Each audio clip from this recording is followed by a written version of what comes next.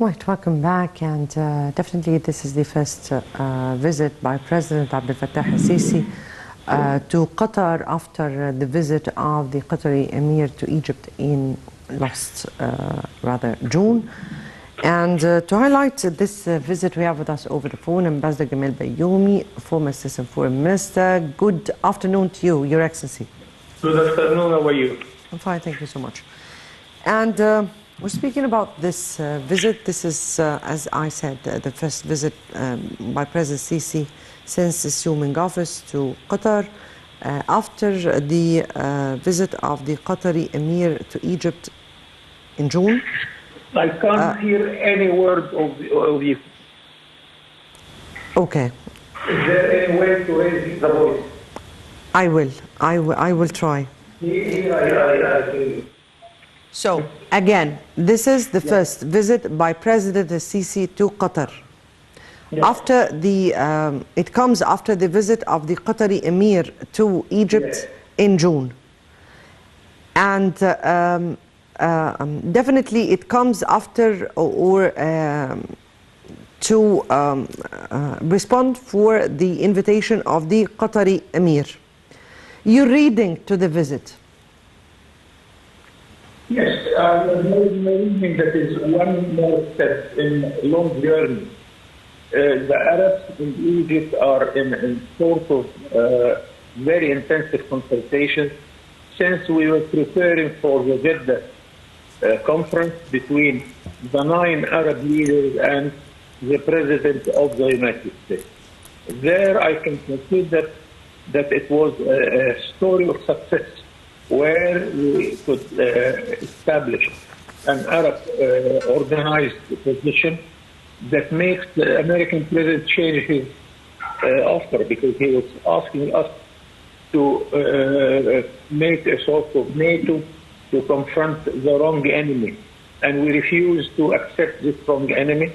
We know who is the enemy, who is occupying our lands, who is the Palestinians are suffering from.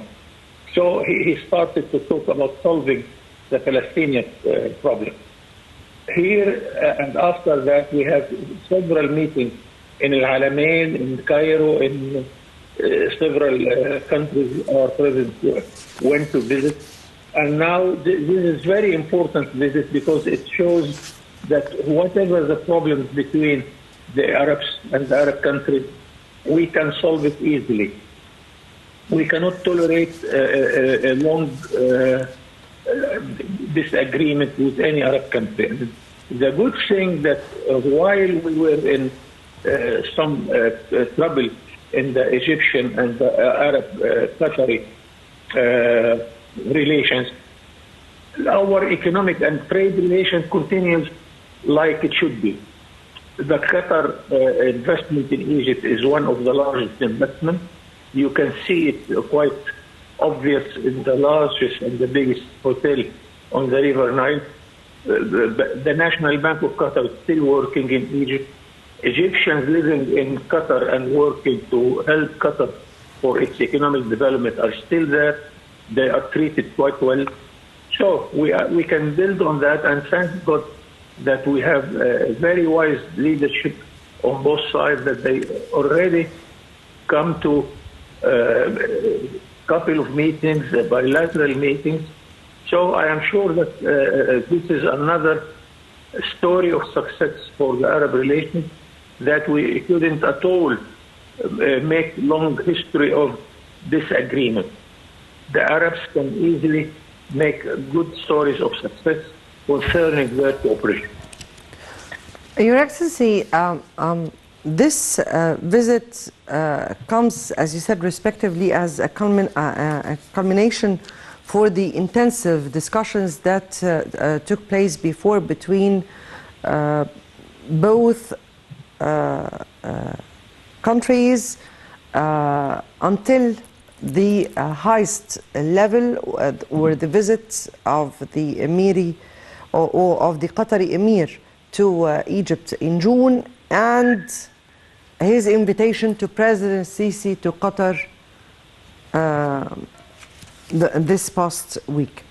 From your point of view, how is that important in face of the regional and international challenges and crises that the Arab world is surrounded with?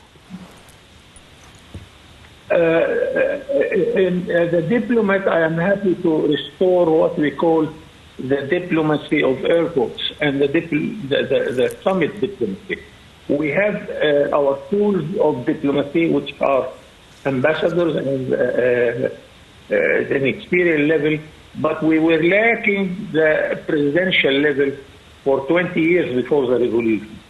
Now we have our active president going everywhere, from the Far East in Tokyo to the Far West in Paris, or north to New York, south to South Africa.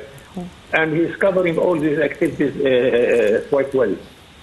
So here we have the presidential level, and the top executive leaders are there, so they can take any decision you are expecting them to take. And with them, there are the concerned ministers, which can, of course, abide to whatever decisions are taken. So as we see in the last few days that many agreements were signed, the Egyptian Fund for Development and its counterpart in Qatar agreed to invest. Yes, we'll get to the economic side, Your Excellency, but I'll try to raise my voice, because what I really meant here is that this visit comes at the backdrop of many regional and international crises and challenges, and all are facing the Arab world. So how do you view this, or the importance of this visit at this very particular time, and its importance for the Arab region? It is very important because we are facing on the international level two main challenges. The first is the corona epidemic on its as a disease, as its impact on our tourism, on the airway traffic. Also the confrontation and the problem of the war in Ukraine, which has its impacts on energy in Europe and on food in our area. And here Qatar and Egypt can cooperate, because we are, after all, suppliers of energy, whether it is electricity or gas or oil. And the good news that Qatar will send its gas to liquidate it in our huge factories in Egypt, and this is a huge value-added industry. And we are building now two lines, one for electricity, the other for gas, to supply Europe with energy. And this is a successful story. And I think cooperation with Qatar here is very important, as it will add, of course, to our economic development in the whole area. Also, on the political regional problems, we of course we are worried about what is happening in Syria, in Lebanon, in Libya, in Yemen, which is very close to Qatar also, and Sudan, which is divided in several times. All these challenges, it should be discussed, of course, in a conference like that. And I think Egypt and Qatar has a good role to help all those brotherly countries to solve their internal problems. On the political side, before we move on to the economic one, a number of issues and files were raised. Yes, indeed, the developments in many of the Arab countries, which are not seeing the needed development that we really need to see. But atop of those files was the Libyan file. Your comment, Your Excellency. We have, frankly, we have to coordinate quite well and intensively with Qatar, especially on the issue of Libya, on the issue of Gaza, because Qatar has a presence here and there, which we are not exactly what we hope to see. So we have to be very frank to them to convince our brothers in Qatar that Gaza and Libya are what our president explained. It is a red tape. Nobody can touch those very close neighbor countries without coordinating with Egypt. In Libya, we are trying to help all the Libyan parties, that it is a favor of every party and every tribe to have one unified country instead of this division between parties and tribes. Same thing in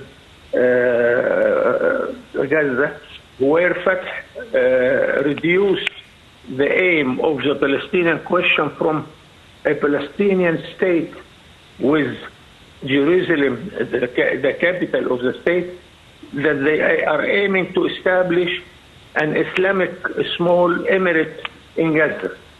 This is not acceptable, and this is a sort of withdrawing all our efforts from supporting the Palestinian question.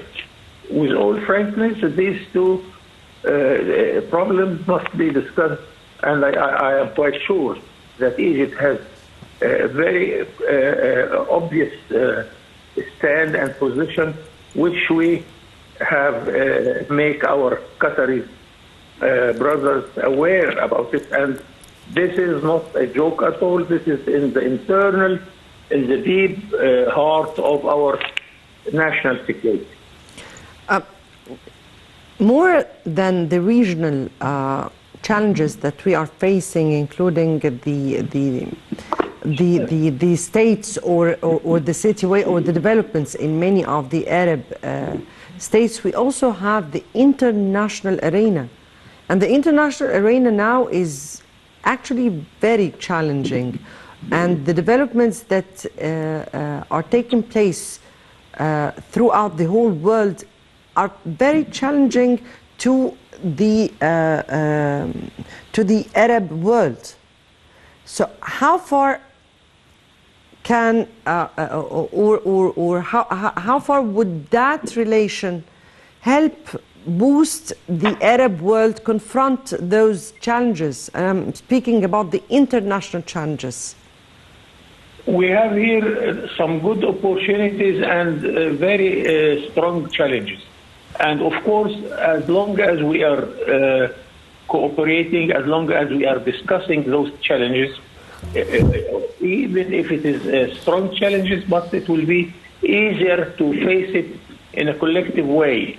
And the good thing that after all, we have the umbrella of the Arab League, we have the umbrella of the Pan-Arab Free Trade Area, we have agreements to organize and encourage investment in our countries. So the basic relations are based on some legal agreements which make us in a very good position. On the other hand, of course, the whole Arab region is not in good health. We have at least 6-7 countries who are facing internal war between the same people.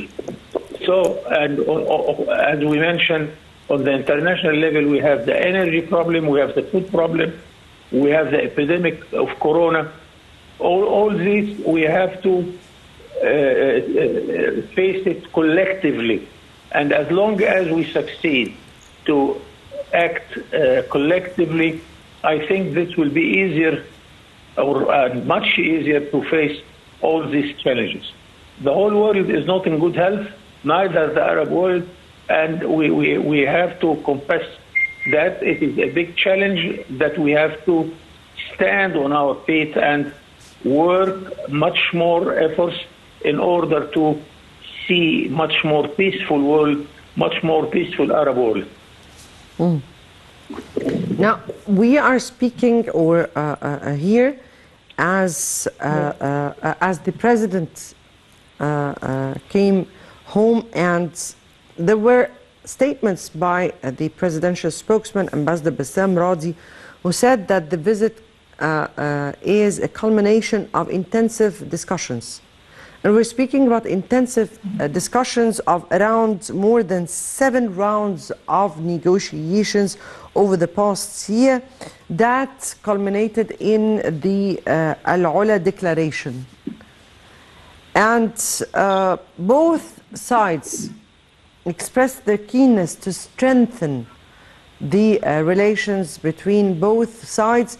How can relations between both sides be strengthened, particularly in this upcoming stage?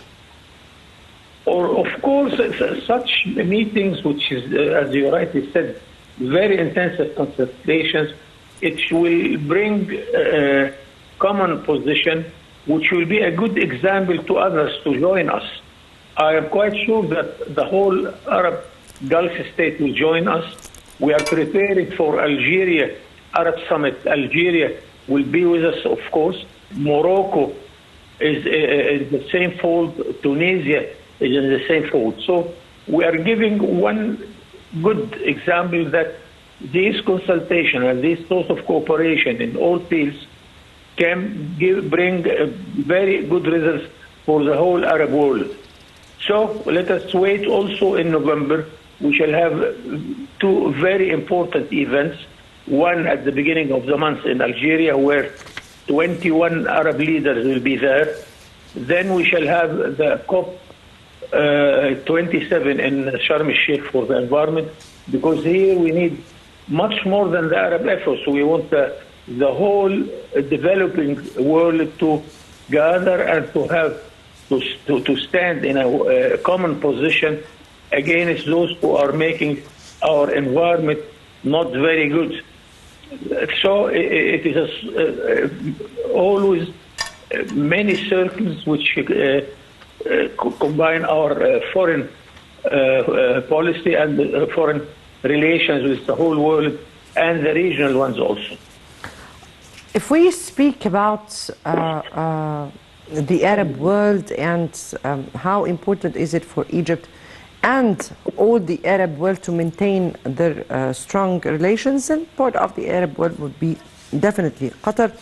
But today we're speaking about also the keenness of both countries to extend their economic relations, and here the President and the Qatar Emir have signed already a number of memorandum of understandings with a number of ministries and funds, including, of course, the Sovereign Fund of Egypt and the Ministry of Social Solidarity and another. Here the President has expressed his willingness to open up for the Qatari investments on all levels and the private sector as well. How do you view the importance of resuming economic relations and the level that we need to reach? Very good, but I must be honest to you, and it's not only the matter of signing agreements, how you are going to implement this, because both sides have a sort of homework must be done. We are complaining that the Arab world is investing abroad much more than they are investing in the Arab world. $1,800 billion of Arabs are invested abroad vis-a-vis $70 billion in our homelands. This is not enough. But who is guilty here? Nobody is guilty, but we are in a position which we have to encourage our ability to absorb more and more investment. Do we have already the land which we can offer for an investor? Do we have enough energy and electricity? Do we have banking system, roads and ports and airway traffic? All these things we must ameliorate it in order to be deserved more investment coming to us. Then we have another challenge that Arabs are investing in their own countries the easier investment, which is services. We invest on tourism, on housing, on hotels, but not in industry, not enough in industry or in agriculture. All these things must be agreed upon in order to see that we are going on the right direction. If I may ask you here, pardon me if I did not get that right, but we're speaking here about the infrastructure and the energy, because we're speaking here about two countries who enjoy natural gas and years of working by Egypt in the infrastructure, or to modernize the infrastructure in Egypt. So did I get that right, or I'm wrong? Can you please further illustrate, sir? Yes, we are doing our best in Egypt. Especially, we have a very ambitious plan, 2030. And if you drive your car on the desert road, you will be amazed by the big effort we are doing in the field of transport. Yes, of course. In the banking system, I am personally was engaged to make a twinning between our Central Bank of Egypt and the Central Bank of Europe, and 8 central banks in 8 European countries, in order to make our banking system up to the international level and what we call Basel I, Basel II, Basel III. All these things are efforts. I quite appreciate it, but still we are in the middle of the road. We have to double our efforts because we have another challenge, which is the birth rate. The birth rate is still high. We have to do something in order to make our growth rate much more than the birth rate. All these challenges are there. We are on the right track, I must say. The Arab Monetary Fund a couple of days ago said that Egypt is going quite well, and they expect us to grow by 6%. 6% is good, but not good enough. So I want to agree with you that we are doing fine, but not fine enough, and we have to double our energy. We, in terms of our indoor homework, or we're speaking about preparations for more and more investments to come. This is how I get. Is that what you meant here, sir? Both ways. We are asking our partners to be more energetic in coming to our country and to look quite thoroughly to the opportunities in Egypt. It's not only challenges. Same time, we have to make ourselves ready with all the infrastructure we are talking about, that an investor comes and spend 24 hours, then he can go immediately to produce and export. This is not yet the situation, and still we have a long way of homework on both sides, whether the Arab investor who is coming to us or the Egyptian environment. Right. I have 2 questions, and I have 5 minutes. So the first is, what exactly are the opportunities for investments in Egypt for Qatar? For any Arab country, we are asking them to come and to see what industries we can add to what we are doing. We have the textile industry, we have the steel industry, we have the aluminum, we have the fertilizers, and all of these industries needs more and more investment. And to stop investing mainly by 80% on services. Also agriculture, we have a gap of $55 billion of imports in the whole Arab world for agriculture. This is not good news at all, when we know that we have Iraq, Sudan, Syria, Egypt, which have the possibility to expand their agricultural products. So it needs to listen to our experts. It needs to make better efforts in order to attract investment for these very needy circles of investment. Finally, Your Excellency, here we're preparing for the upcoming Arab summit that is coming at the backdrop of enormous challenges that are occurring regionally and worldwide. The President has made an interview to a Qatari agency, and he spoke out of the challenges that we need to address at this upcoming stage. From your point of view, how do you view the urgency of what the President focused on during his interview? In Algeria, I am happy that the conference will take place at the end, because we were waiting for this conference to come to place. And I think that there are many opportunities and challenges facing this conference. The absence of Syria is not, we are not happy about it. What is happening in Lebanon, big question mark. Who will represent Libya in such a conference? Who will represent Yemen in such conference? All these are challenges, and the Arab leaders should be, and I am quite sure that they are aware of what we need to face all these absence of leadership in many Arab countries. So this is number one, because it's a political, and without a political will, nothing can be done in any of those countries.